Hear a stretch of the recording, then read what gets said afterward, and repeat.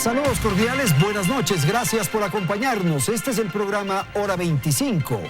El pasado 24 de mayo se cumplieron 2 años de la gestión gubernamental del presidente Lenín Moreno. Asistimos, por lo tanto, al medio periodo del presente gobierno. Lo ocurrido durante este año ha tenido un vértigo, yo diría, asombroso.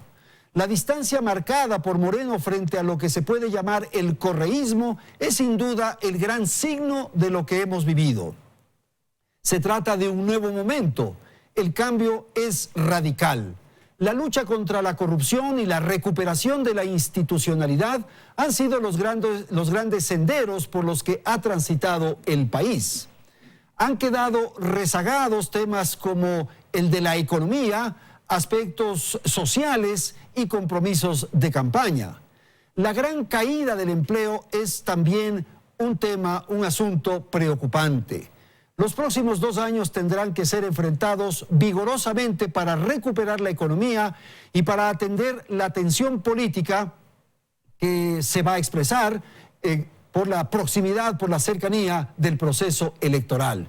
Vamos entonces a analizar en el transcurso del presente programa de Hora 25 lo que ha ocurrido durante el gobierno de Moreno y, por cierto, las perspectivas y desafíos que se tiene.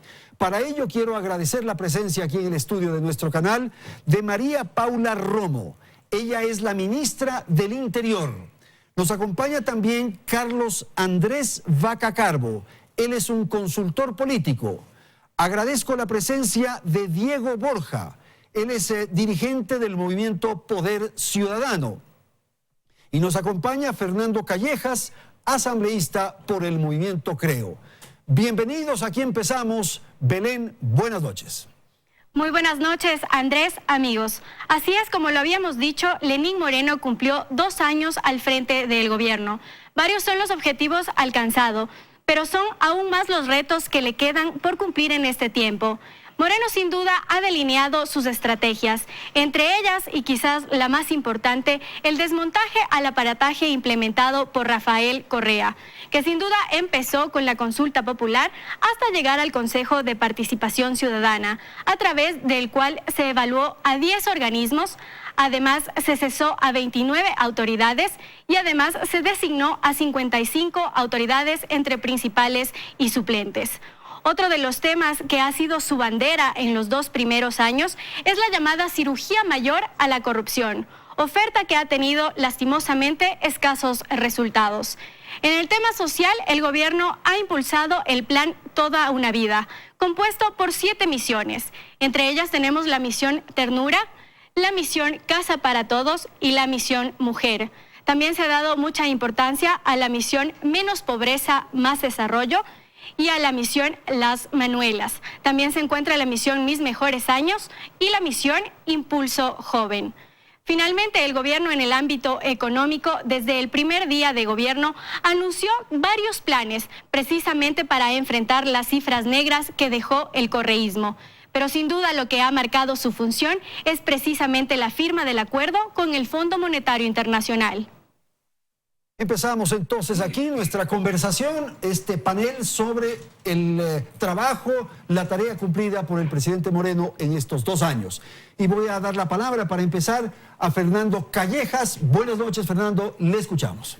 Muy buenas noches, Andrés, muchas gracias por la gentil invitación. Un saludo cordial a los televidentes, a María Paula, a Diego, a Carlos Andrés. A ver, trataré de ser lo más objetivo en el análisis de estos últimos 2 años del gobierno nacional del presidente Lenín Moreno. Y lo voy a hacer brevemente, pero en 3 aspectos que yo considero básicos. En lo político han habido temas muy importantes como haber conformado el Consejo de Participación Ciudadana de Transición a través de una consulta popular que de alguna manera permitió, como ya se dijo aquí, descorreizar el país, recuperar la institucionalidad en nuestro país y marcar un sendero por el que tendremos que seguir políticamente para alcanzar logros importantes para el país, a más de acercamientos con otros movimientos políticos, apertura al diálogo y otros temas que demuestran que en el país se está viviendo una democracia que anteriormente estaba vedada para los ecuatorianos. En el tema económico hay un hecho relevante que hay que destacarlo, que es el acuerdo que se ha logrado con el Fondo Monetario Internacional.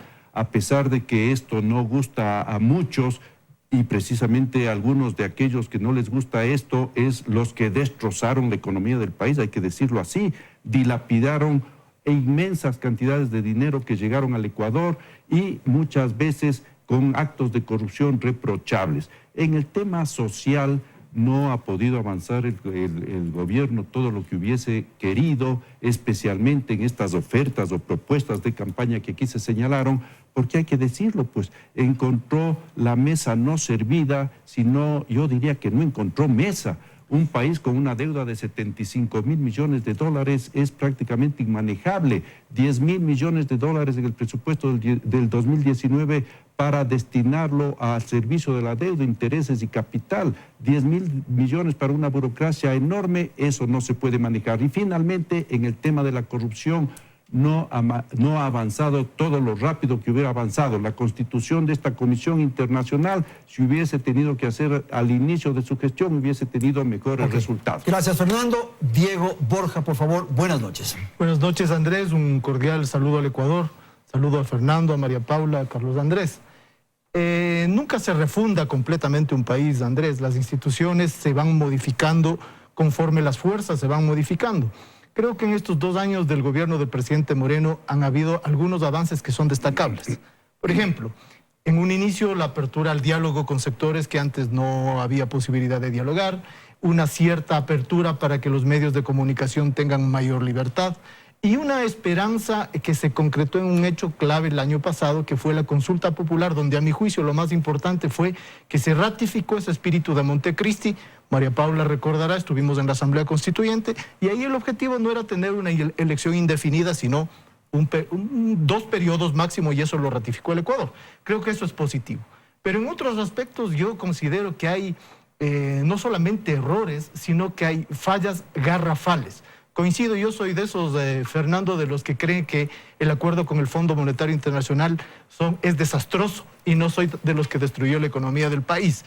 Es ya un lugar común señalar que el Ecuador pasó por cartas de intención en periodos anteriores, en los años 80, los años 90, los inicios del año 2000, y coincidentemente en todo ese periodo el ingreso nacional por habitante no solo se estancó, sino que cayó, ¿no? Entonces creo que hay una serie de elementos ahí que contribuyen a que en el aspecto social, que también mencionaba Fernando, no se hayan logrado los objetivos y no se vayan a lograr. Porque incluso en las propias previsiones del Fondo Monetario, en la carta de intención que firma con el gobierno, las previsiones son malas.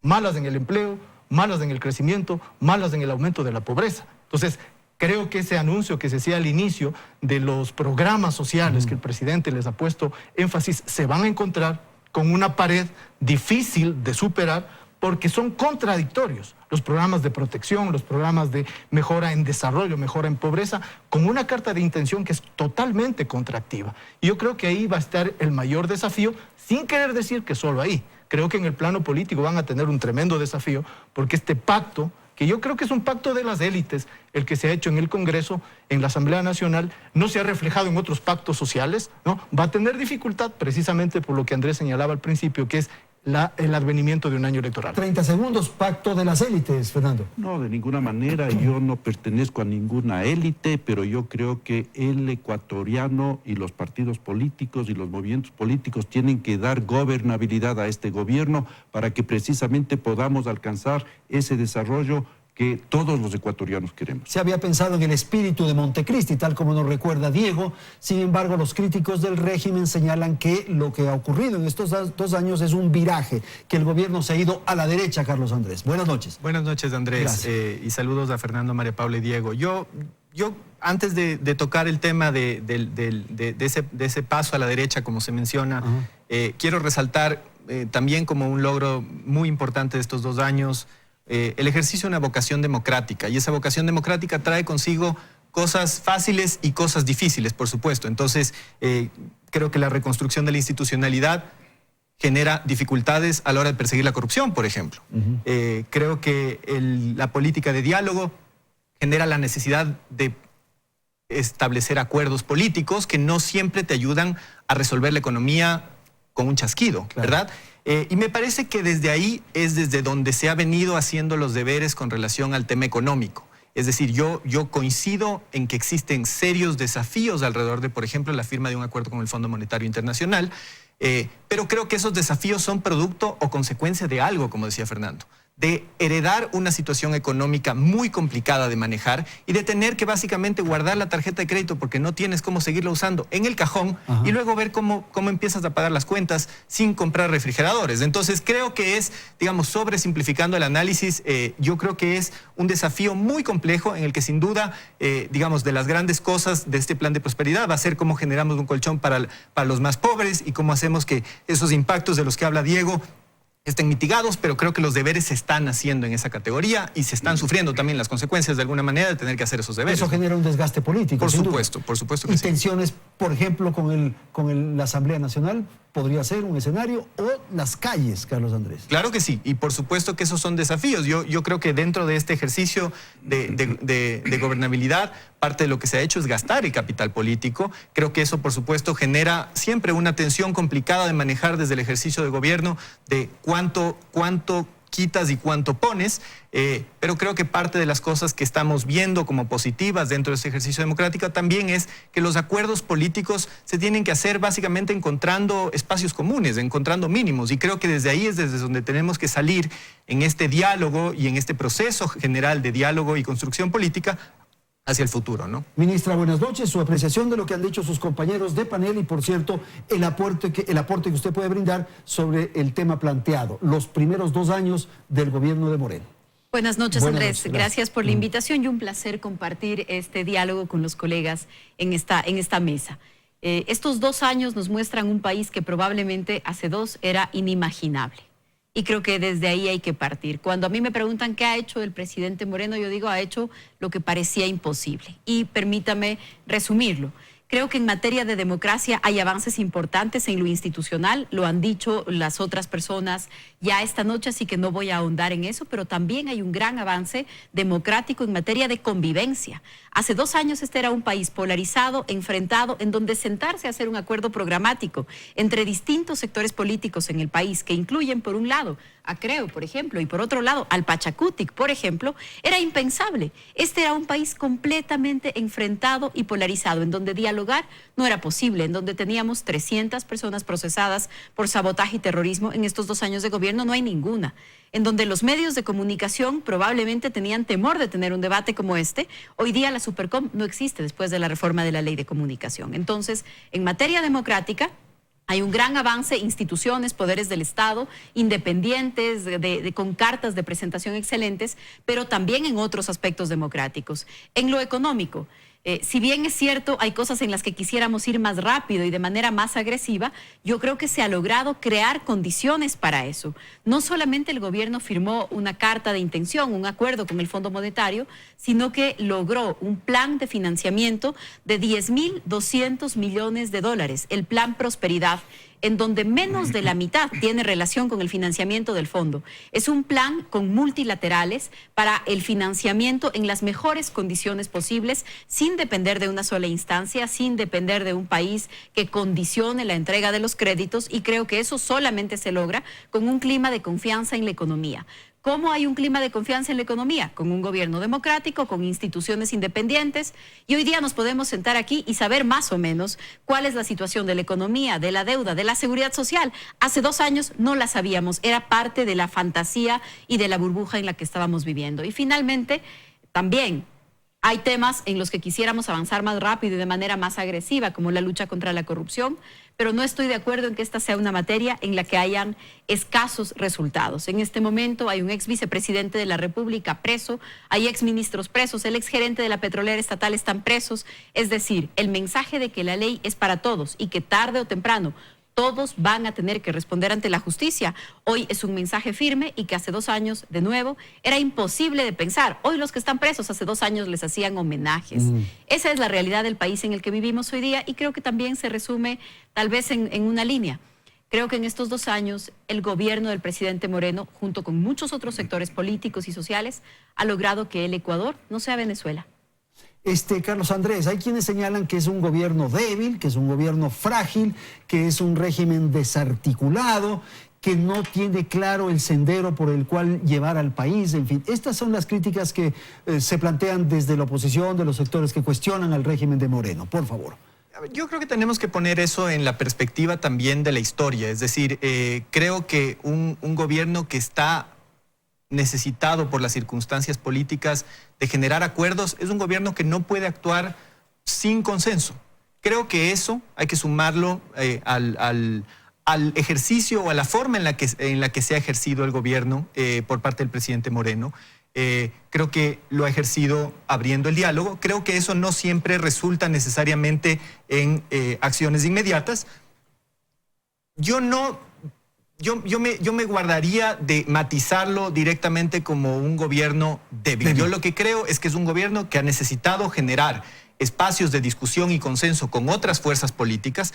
Yo sinceramente creo que eso es bueno para la democracia del país, más aún pasando del periodo en el que teníamos mayorías aplastantes en la Asamblea, por ejemplo. Sin embargo, creo que, por supuesto, eso siempre representa y trae consigo retos en el ejercicio de gobierno que, por supuesto, son los que tenemos que resolver para el futuro. Diego, y la idea de que es un gobierno de transición, le pongo también para la conversación. Bueno, yo creo que, como ha dicho María Paula, hay avances democráticos que hay que reconocer y que son muy importantes. Fui parte de aquellos que en su momento se opusieron drásticamente a la aplanadora contra los derechos elementales que además estaban previstos en una constitución que fue aprobada por los ecuatorianos mayoritariamente, la de Montecristi, ¿no? Pero me parece al mismo tiempo que hay que hacer señalamientos que pueden ser molestosos. Hay un dicho interesante que dice: no comparto lo que piensas, pero estaría dispuesto a morir porque expreses lo que piensas. Entonces yo creo que hay críticas que le haría al gobierno que son radicales. No me parece a mí que el problema está en aplaudir porque se han conseguido 10.200 millones de dólares de financiamiento. Eso es apenas lo que necesitaría para cubrir la necesidad de financiamiento de un poco más de un año. Lo importante sería qué se va a hacer con eso. Y cuando uno lee la carta de intención, el acuerdo firmado con el Fondo Monetario Internacional, resulta que lo que nos dicen que debemos hacer es terriblemente pernicioso. Eso es lo grave, Fernando. A ver, en todo caso, sí se habla de que el Fondo Monetario Internacional es casi un monstruo que ha destruido las economías de países latinoamericanos y del mundo entero en épocas anteriores, pero yo pregunto, ¿cuál era la opción que se tenía? ¿Cómo dábamos certeza a los organismos financieros internacionales para que comprendan que el Ecuador, sí, a través de este acuerdo, de esta firma, de este convenio con el Fondo Monetario Internacional, va a poner en orden las finanzas públicas? ¿Hay otros mecanismos? Pero por supuesto que sí, y existen ejemplos no solo en el Ecuador, sino en América Latina y en el mundo, Fernando. Portugal, por poner el que está de modísima, hizo un periodo de ajuste drástico entre el año 2012 y el año 2015 y la economía se fue a pique en todos los sentidos, en el sentido social, en el sentido productivo, en el sentido del uso de la capacidad instalada. Viene un acuerdo político diferente, un acuerdo donde esté el Partido Socialista, el Partido Comunista en el año 2015, cambian el sendero, empiezan a invertir en la gente, recuperan pensiones, recuperan salarios, recuperan gasto en desarrollo social y la economía se va para arriba. Sí, pero eso es posible cuando hay recursos, Diego. Y mira, no quiero de ninguna manera contradecir porque tú eres un economista, yo soy un arquitecto, pero bueno, alguna visión tengo de la realidad nacional. Eso que se logra en Portugal se puede hacerlo porque hay recursos. Resulta que en el Ecuador no teníamos un solo centavo en caja. Es que eso no es tan real, Fernando, y solamente para puntualizar. Deuda de 75 mil millones de dólares. Si no teníamos recursos, ¿cómo es posible pasar una ley de fomento productivo el año pasado en el que les perdonan 4.000 millones de dólares a los no pagadores? Y te pongo otra, si esa no les parece una cifra razonable. En esa misma ley se disminuye la participación en el excedente petrolero al 12%. Si uno no tiene recursos, no regala los recursos. Entonces creo que aquí, en vez de mirar hacia atrás, años 80 y años 90, el desafío era mirar hacia adelante. ¿Cómo corregir la inversión que estaba haciéndose mal? ¿Cómo corregir el gasto social que se estaba haciendo mal? ¿Cómo corregir los subsidios que se estaban haciendo mal? Pero con una mirada de futuro, no con una mirada de regresar a donde ya nos equivocamos. María Paula, la crisis de la economía de alguna manera eclipsó los avances en democracia, tal como usted refirió, o eclipsó los avances en política, como se señala por parte del gobierno? En lo absoluto. Tenemos claro el gran desafío de la economía y del empleo, y este es el propósito del gobierno durante los próximos 2 años. Pero no estoy de acuerdo con varias de las cosas que se han mencionado ahora mismo. Que se haya perdonado, que se haya regalado impuestos. Esto es una gran mentira que se levantó desde algunos sectores en la Asamblea Nacional. Lo que se hizo fue una condonación de intereses en la Asamblea Nacional, que por cierto en el periodo de Correa se hizo en 3 ocasiones distintas. Entonces, ¿qué significa esto? Y por supuesto hay que hacer un cálculo de conveniencia para el Estado, hay que hacer un cálculo de conveniencia para el país. Nos conviene que algunas deudas estén disputándose en lo judicial, por ejemplo, durante los próximos 6, 7, 8 años, o en el momento en el que se necesita hacer una recaudación, se les puede decir a varios sectores, muchos de ellos pequeños contribuyentes, se les puede decir pongan en orden las cosas y no paguen los intereses y las multas, pero paguen lo que le deben al Estado. De tal manera que el año pasado, luego de ese mecanismo, se logró la recaudación tributaria más importante de la historia. Entonces, esta idea de que se le regaló a alguien, no se le regaló a nadie. El capital que tenía que pagarse se pagó. Se condonaron multas e intereses a cambio de que el pago sea inmediato, un mecanismo que, por cierto, el gobierno anterior utilizó en 3 ocasiones distintas, pero que hoy lo pusieron como una especie de regalo o como una especie de concesión a los sectores más poderosos. Eso no es verdad. Permítame incluso contarle, en el Ministerio del Interior teníamos más de 3,000 patrulleros no matriculados hace 5 años. Por atrasados, simplemente no se hicieron las transferencias de dominio. Teníamos $5 millones de deuda, de atrasos y de multas para matricular patrulleros del Estado, de un bolsillo a otro bolsillo. Logramos regularizar 3,000 patrulleros acogiéndonos a la remisión tributaria, pagando las matrículas sin las multas. Si esto se hizo en instituciones públicas como parte de poner la casa en orden, también sucedió con pequeños empresarios, también sucedió con inversionistas, también sucedió con algunas grandes empresas, por supuesto, y le permitió al gobierno hacer la recaudación de impuestos más grande de la historia. Y hablaba también Diego del tema, decía, hay que focalizar subsidios. Así es. Este gobierno, que para algunos dicen débil, este gobierno hizo lo que no han hecho en 40 años, 14 gobiernos distintos, y hoy quien pone gasolina súper paga el precio internacional de la súper. Eso es focalizar subsidios, y lo estamos haciendo en medio de los costos políticos que hay que asumir, y los estamos asumiendo. Tengo que ir a la publicidad, volvemos en un instante para continuar analizando lo que ha ocurrido con el gobierno de Moreno y, por cierto, los desafíos en los próximos 2 años. Ya retornamos.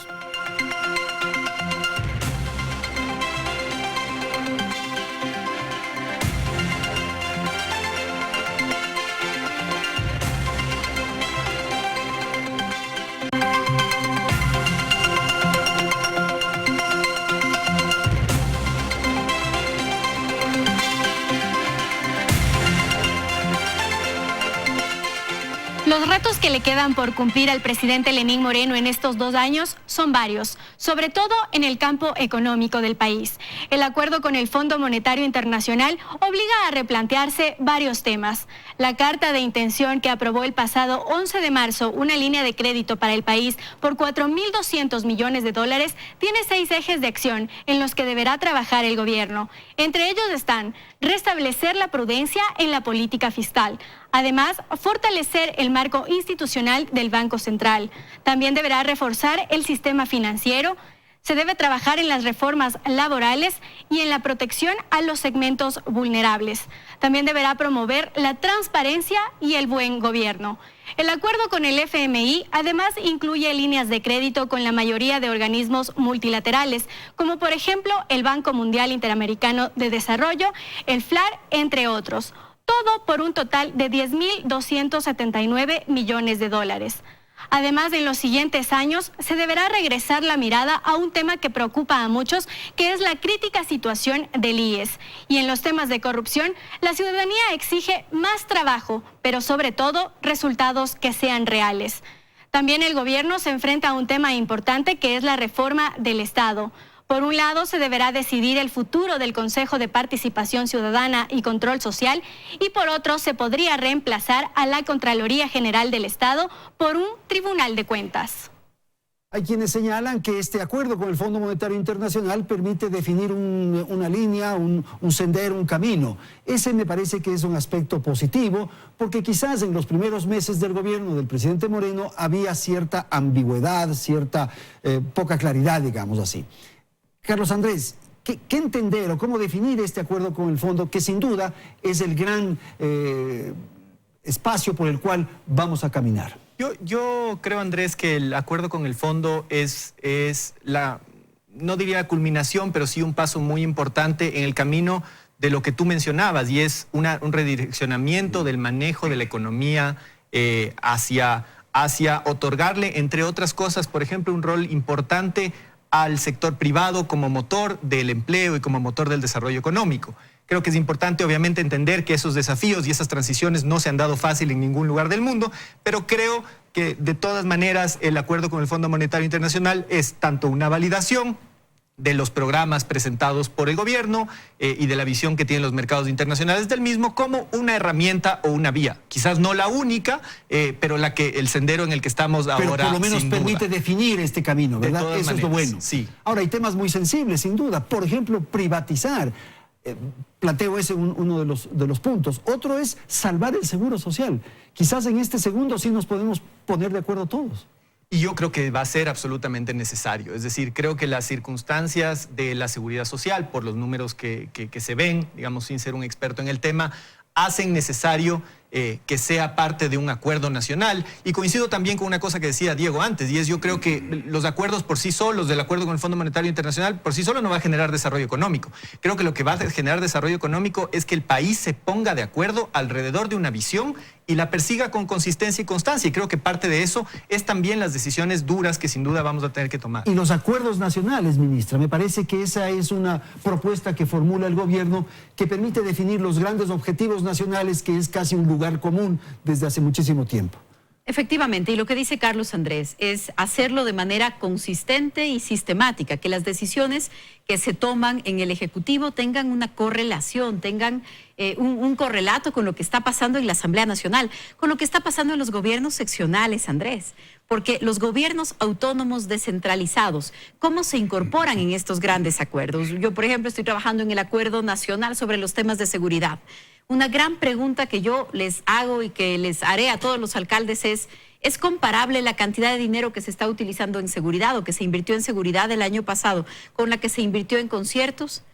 ¿Cuánto se está invirtiendo, por ejemplo, en el sistema de protección de niños, niñas y adolescentes? Porque si la Asamblea aprueba una ley de protección y prevención de violencia contra las mujeres, pero no tenemos un solo albergue municipal para mujeres víctimas de violencia, para niños y víctimas o para niños huérfanos por temas de femicidio, ¿cómo hacemos compatible todo eso? Para no hablar solamente del tema Fondo Monetario, sino de la política pública. Y creo que ese es otro gran logro del gobierno, tener una relación de coordinación, de cooperación fluida con los gobiernos seccionales, con los municipios, con las otras autoridades, es fundamental. Y eso se demuestra en la capacidad de convocar, por ejemplo, esta idea del acuerdo nacional para establecer algunas de estas políticas que en todas las materias, porque va por la economía, va por el empleo, va por la seguridad, va por la protección de niños, niñas, adolescentes, violencia. Entonces, esta capacidad de tener objetivos comunes y buscarlos de manera sistemática, yo creo que también es el resultado del ambiente democrático y de confianza que hoy vivimos en el país. Yo creo que es muy importante algunos señalamientos en el ámbito de la protección de la seguridad, que son nuevos problemas. Por ejemplo, uno de los problemas más graves que tiene el Ecuador es la enorme incidencia de las drogas en jóvenes y en niños incluso. Es un tema fundamental. En otros países eso se lo ha resuelto, se lo ha tratado a nivel de un acuerdo gobierno central, gobierno local. Y para eso se requiere no solo voluntad política, sino también recursos.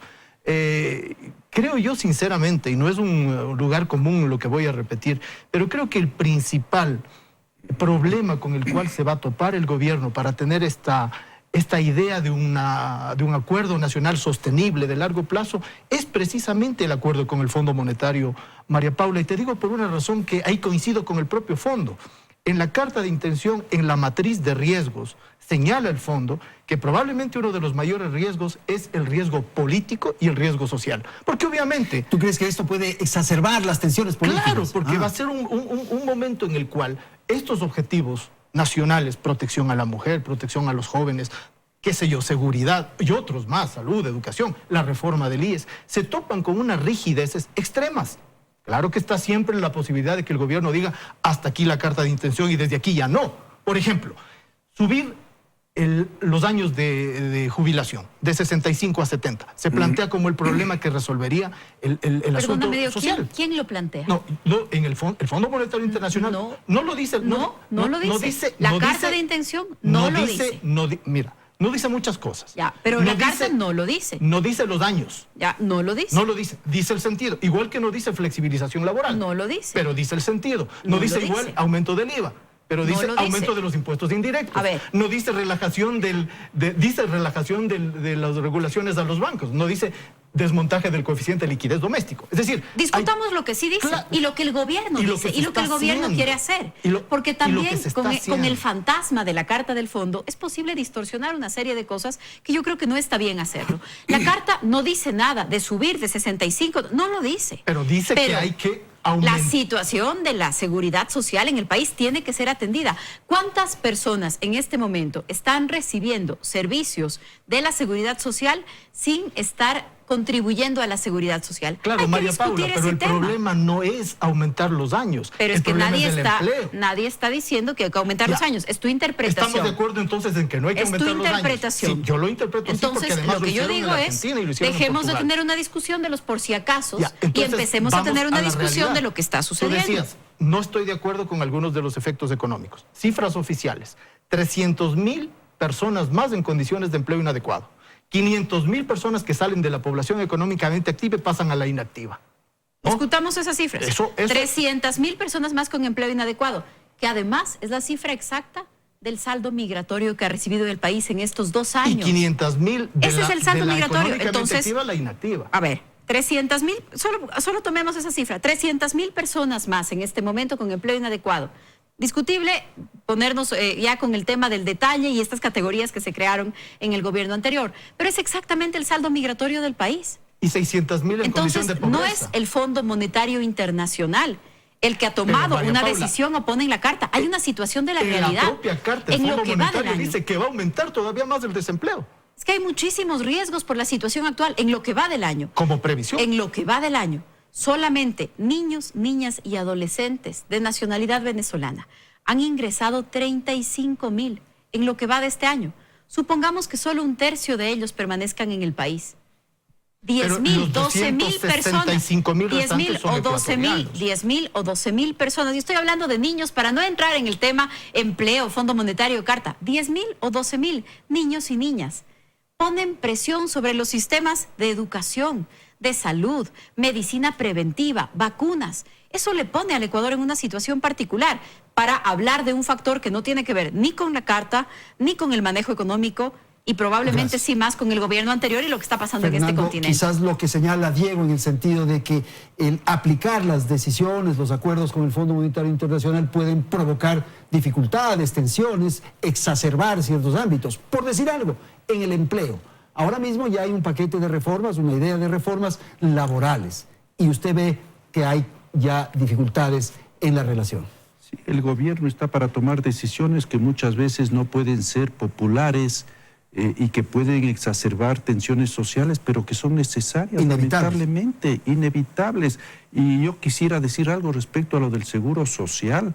Estamos hablando de posibilidades, sí, aumentar tal vez el aporte de trabajadores, de patronos, tal vez aumentar los años para jubilarse, pero tenemos otros hechos que podríamos corregir inmediatamente. Por ejemplo, que el seguro social no se convierte en caja chica de los gobiernos de turno. Y el anterior gobierno no solo que le convirtió en caja chica, sino en caja grande. Se debe alrededor de 13,000 millones por diferentes razones al seguro social. Eso es un crimen. O sea, hay que hacer algo en la seguridad social. Hay que hacer algo. Es inevitable. ¿Cómo es posible que se nombren a directores del seguro social que no tienen ningún conocimiento del seguro social y hayan sido, perdónenme en el término si resulta ofensivo, pero es la realidad, cuasi delincuentes? Ahora mismo el señor González está sindicado de haber cometido irregularidades en el Seguro Social. ¿Cómo es posible que se hayan aumentado 18,000 personas al rol del Seguro Social? Esas son las cosas inmediatas que deberemos corregir. Yo así lo dije en la Asamblea Nacional. porque esas son cosas que son posibles de corregir y que pobrecitos se van a quedar sin trabajo y pobrecitos los ecuatorianos que no tenemos por qué pagar esos desafueros y esas malas decisiones de gobiernos populistas y demagógicos, haber ampliado el servicio de salud a toda la familia o a todos los hijos menores de 18 años y ahora resulta que la prestación de salud en el Seguro Social tiene un déficit de $400 millones anual. Esas cosas hay que corregirlas, Andrés. Y eso provoca turbulencia, pongámoslo en esa expresión, o tensión, o dificultades, quizás agitación en las calles. Quiero un poco pensar lo que van a hacer los próximos 2 años. Por supuesto, Andrés, y yo creo que tomar decisiones difíciles por su propia naturaleza genera impactos complicados. Yo creo que ninguno de nosotros en este panel pensaría que de aquí, pasado el 24 de mayo, vamos a cambiar mágicamente las cosas. Creo que esas decisiones difíciles que hay que tomar y que yo creo sin duda que hay que tomar, van a generar consecuencias, van a generar, digamos, efectos negativos en un grupo de gente. La salida de gente del sector público genera gente que tiene que pasar temporalmente al desempleo y es parte de este proceso económico y social repensar cómo vamos a manejar el país en adelante. Y eso, por supuesto, viene con un sacudón. Yo no creo que no sea así. Creo que tampoco es una razón para no tomar decisiones. Creo que las decisiones tienen que ser decisiones acordadas, pactadas, discutidas, para que los efectos... Y son en ámbitos muy sensibles. Por ejemplo, el asunto del empleo, esto de la flexibilidad y tal, el tema del seguro social que plantea Fernando, generan nerviosismos, pongamos. Por supuesto que sí, y no creo que hay respuestas únicas nuevamente. Lo que creo es que hay respuestas que están acordadas, que están discutidas y que pueden llevarnos a un lugar. Y creo que esa discusión de futuro es la discusión que es fundamental y es el principal desafío que tiene el gobierno en los próximos años. El otro tema que pone nervioso, digamos así, son los tributos. Habrá que ver en qué consiste la reforma tributaria.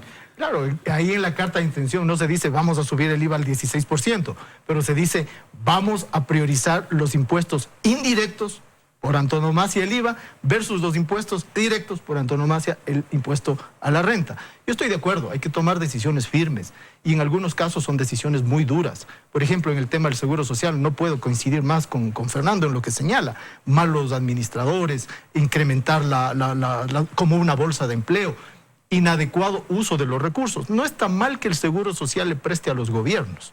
Muchos seguros sociales en el mundo les prestan. Son mecanismos de títulos, valores que tienen un interés y que generan también rentabilidad para la seguridad social. Lo que eso está mal es cuando pasan los equilibrios a los cuales se puede hacer. Yo coincido, hay que hacer decisiones fuertes en el Ecuador. El problema es, esas decisiones fuertes tienen por obligación los gobiernos que procurar que no afecte a la mayoría de la población, que procurar que le beneficie a la mayoría de la población. Así sean fuertes. El incremento del precio de la gasolina súper es fuerte para quienes tienen carros grandes, quienes tanquean con súper. Claro que sí, pero es una medida importante para otra gente que no es el más afectado. En el tema de la reforma laboral, ¿qué me temo yo? El discurso es, con la reforma y flexibilización laboral se va a aumentar el empleo. Probablemente se aumente el empleo, pero el problema es que se precariza el empleo de los que actualmente ya están adecuadamente ocupados, que son la minoría. Cifras oficiales, María Paula, 40%, 44%, bordeando gente en condiciones de empleo adecuado. El resto o desempleado o empleo inadecuado. Flexibilizas tú las condiciones laborales y ¿qué puede suceder? Que esa poca gente, la minoría que está adecuadamente ocupada, pase al otro lado. Pase al otro lado. No es automático el que la flexibilización laboral, que además, por condiciones que no son tema de esta conversación, vulneran derechos de los trabajadores, que son además derechos humanos, digámoslo así, no necesariamente van a constituir en un factor de incentivo. De incorporar al trabajo. ¿Por qué? Porque tenemos un país decreciendo. Entonces, cuando tú flexibilizas condiciones laborales en un país que decrece, no necesariamente el ahorro que eso te generaría va a significar nueva incorporación de trabajadores. Doctora. A ver, yo creo que hay que discutir sobre los temas concretos, lo decía hace un rato, no por el por si acaso, y también creo que es muy importante que el país discuta sin mantras, ¿no? Porque hay unas líneas que se repiten como mantras. No al alto costo de la vida, no al fondo, no a la flexibilización laboral. Veamos de qué exactamente estamos hablando. ¿En qué lugar del mundo flexibilización laboral puede ser un contrato a plazo fijo? Un contrato a plazo fijo. Hoy en el Ecuador, pensar en un contrato a plazo fijo es flexibilizar el mercado del trabajo. Un contrato a plazo fijo. Si estoy empezando un año lectivo, por ejemplo, en una universidad y tengo una persona con una licencia por una beca, necesito contratar a alguien por un año. Es un contrato a plazo fijo. Hoy en el Ecuador eso no se puede hacer. Contrato a plazo fijo. Llegó a ser flexibilización laboral. Esos son los excesos en los que caímos. Discutir un contrato a plazo fijo no es precarizar el empleo. Preocuparnos cómo hacer para que nadie le saque a la minoría que tiene empleo adecuado no puede ser el motivo para despreocuparnos de los que no tienen empleo. Busquemos empleo para los que no tienen empleo. Dice 3 Diego, años de prueba, probablemente va a ser... 3 años de prueba. No, hasta 3 años, 3 decía una de las propuestas. Discutámoslas, porque todavía no están escritas en una ley ni planteadas en la Asamblea Nacional, pero discutámoslas. Lo que no puede ser es que después de 3 meses todo es indefinido. Eso no puede ser y ese es el punto en el que caímos. Entonces, discutamos las propuestas concretas. Busquemos empleo para los que no tienen empleo. Diego dice, hay unos riesgos. Puede haber el riesgo A, B, C. Asumamos los riesgos, pero busquemos empleo para la gente. Yo creo que si hoy salimos y conversamos con cualquier persona, en nuestras propias familias, en nuestros lugares de trabajo, si tenemos la fortuna de tenerlos, y les decimos, miren, hay unas reformas que podrían crear empleo o podrían no hacerlo, yo creo que todo el mundo nos va a decir, intenten crear empleo, por supuesto, eso es lo que hay que hacer. Y no es verdad que, por ejemplo, tener contratos a plazo fijo nos conviertan pues en unos maquiladores de toda la mano de obra. No es así. Discutamos sobre concreto, estamos seguros de que las reformas laborales van a ser reformas que permitan una mejor creación de empleo. Por cierto, claro que hay costos cuando el país enfrenta una realidad y por eso parte del financiamiento se está dedicando para protección social. Solo este año hemos incrementado ya, también como una de las consecuencias del programa de prosperidad, más de $200 millones adicionales para ser destinados en programas de protección social, porque hay que estar conscientes que hay sectores que van a necesitar una acción más efectiva del gobierno. Vamos a ir a la publicidad y retornamos con el tercer segmento de Hora 25. Evaluación y perspectivas del gobierno de Lenín Moreno. En un instante.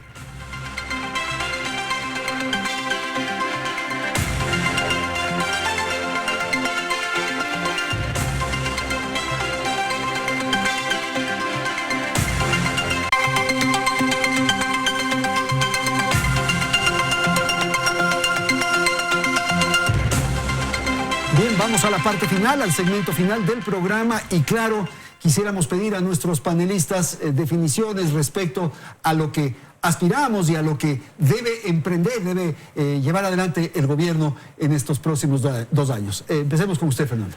Brevemente, Andrés, sí quiero referirme a esto del tema de la flexibilización laboral, que creo que se está malinterpretando o distorsionando este término. No porque se diga flexibilización laboral queremos precarizar el trabajo y mucho menos restar derechos a los trabajadores.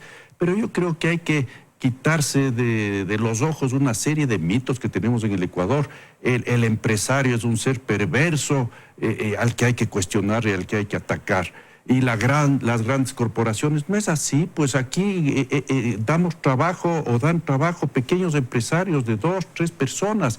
Y con todas estas leyes que se aprobaron en los años anteriores, que si bien, para ponerle de alguna manera suave, perseguían algún propósito positivo, lo que se logró es que los empresarios tengan ahora muchísimo cuidado y reticencias para contratar personal.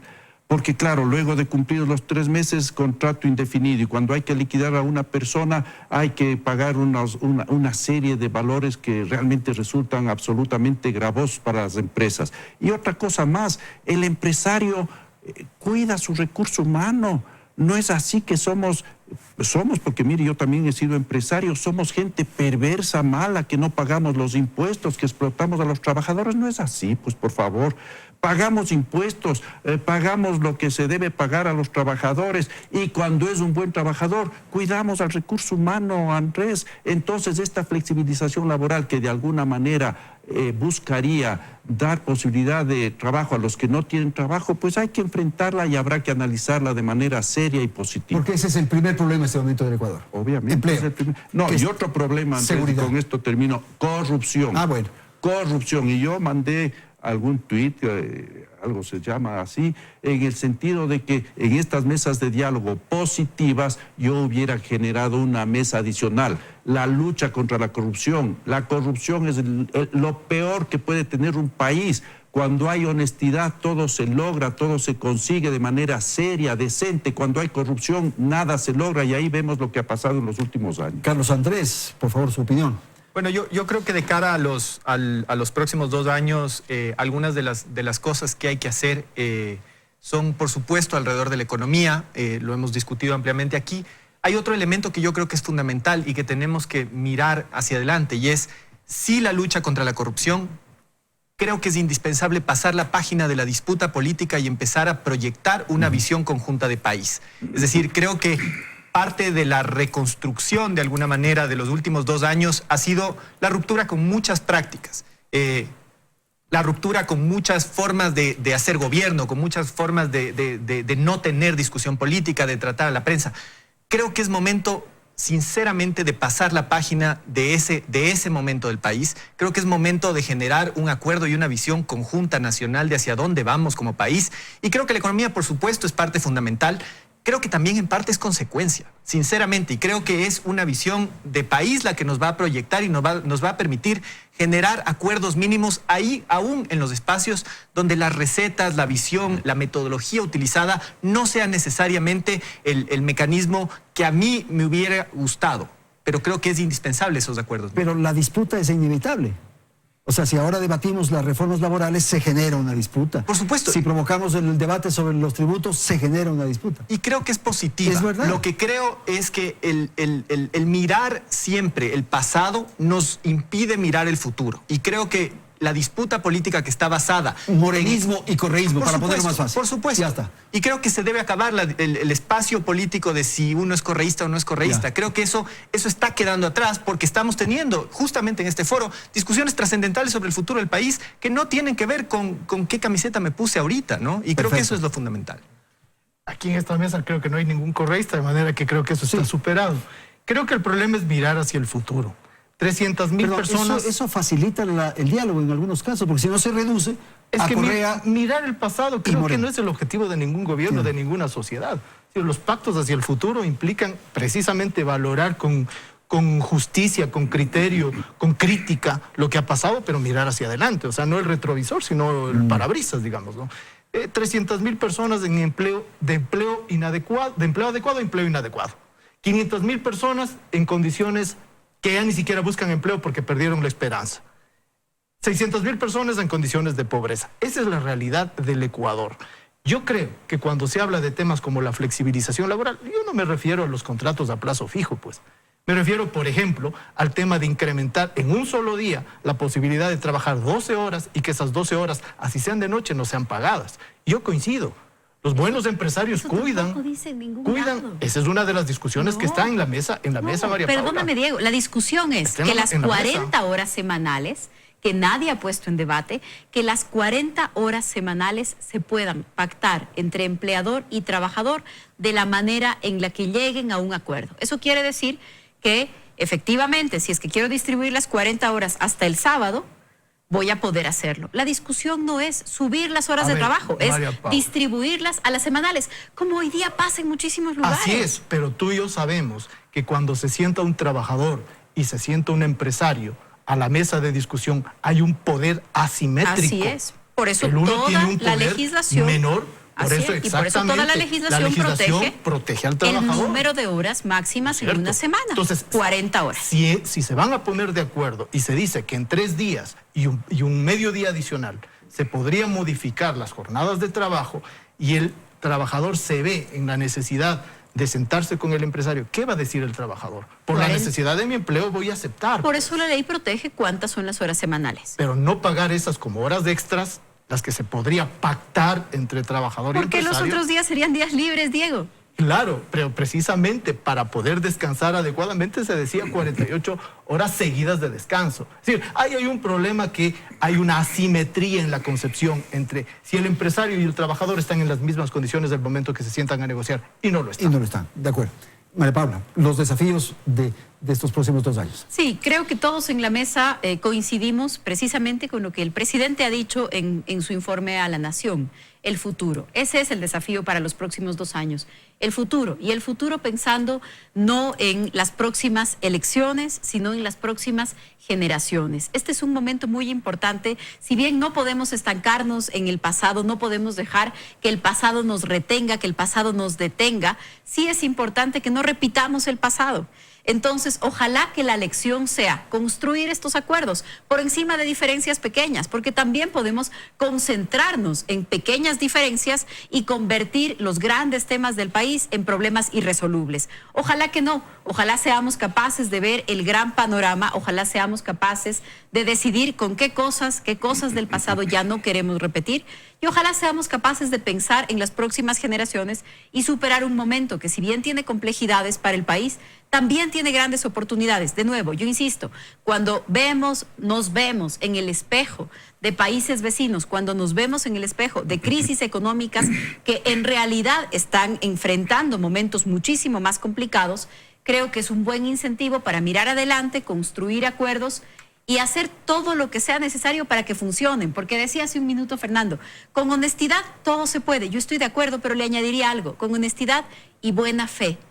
Porque creo que también es importante eso, buena fe, buena intención. Si nos sentamos en una mesa 10 amigos íntimos, queridos, y tratamos de encontrar un motivo para pelearnos, lo logramos.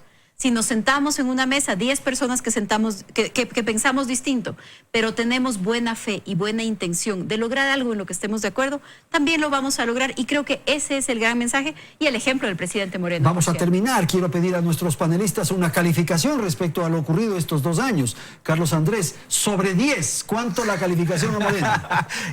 Qué difícil ponerlo sobre 10. Yo creo que se han hecho cosas muy, muy positivas y creo que quedan tareas pendientes y desafíos muy importantes. 8.5 entonces. Diego, tú. En democracia un 7, en economía un 2. Ahí está. Fernando. Sí, muy brevemente yo quería decir, Andrés, que es importante estos acuerdos de gobernabilidad, y en el caso de Creo y en mi caso personal, sin ningún tipo de pedido puntual, nada más que mirando, como dice María Paula, con buena fe el futuro del país. El gobierno ha cometido errores y tiene aciertos. 9.5 entonces.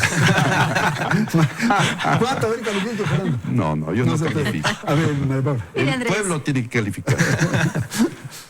Un 10 en cosas que parecían increíbles, imposibles, pero también una lista de pendientes. Sin lugar a dudas, unos deberes que hay que hacer, una lista de pendientes, y que estamos trabajando todos los días para lograrla, y además esperamos contar con la colaboración de todos los sectores. Creemos que es posible. Usted se queda suspenso. Suspenso, en una parte se quedó suspenso. Muchísimas gracias por la presencia de Con nuestros posibilidad de panelistas. pasar Gracias a la audiencia. Claro, Felicidades. felicitación. Hasta la próxima semana. Gracias.